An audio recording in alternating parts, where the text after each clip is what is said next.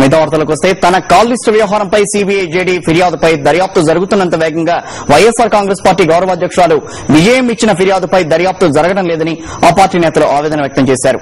DGP Dinesh రెడ్డిని ఆ party ఎమ్మెల్యేలు బాలినేని శ్రీనివాసరెడ్డి, చెన్నకేశవరెడ్డి, మాజీ ఎమ్మెల్సీ ఎస్టీ మోహన్ రెడ్డి కలిశారు. సీబీఐ జేడీ లక్ష్మీనారాయణ కాల్ లిస్టుపై విచారణ కోరుతూ విజయమ్మ చేసిన ఫిర్యాదుపై వెంటనే దర్యాప్తు ప్రారంభించాలని, కేసును సీఐడీకి అప్పగించాలని కోరారు. హైదరాబాద్ లోని డీజీపీ కార్యాలయంలో ఎమ్మెల్యేలు దినేష్ రెడ్డిని కలిశారు.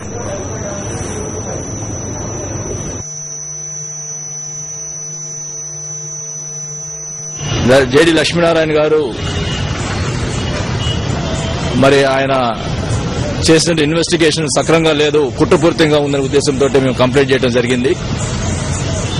ముఖ్యంగా జగన్మోహన్ రెడ్డి గారి మీద మొదటి నుంచి వ్యతిరేకం ఉన్నటువంటి మీడియా తోటి ఎక్కువ ఫోన్ కాల్స్ చేయడం వల్ల అనుమానాలు తావిస్తుందనే ఉద్దేశంతో కంప్లైంట్ చేయడం జరిగింది.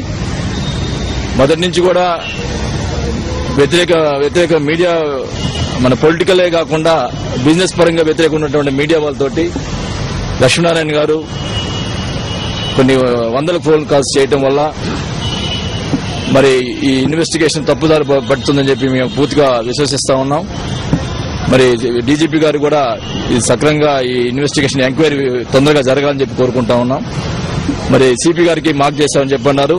మేము త్వరలోనే సిపి గారిని కూడా కలుసుకొని మరి ఎందుకు ఎంక్వైరీ ఎంతవరకు వచ్చిందని చెప్పి కూడా మేము కోరటం జరుగుతుంది. మరి లక్ష్మీనారాయణకి ఇచ్చిన కేసుని ఇమ్మీడియట్ గా ఫైల్ చేసి వాళ్ళు సిఐడికి ఎంక్వైరీకి పెట్టారు.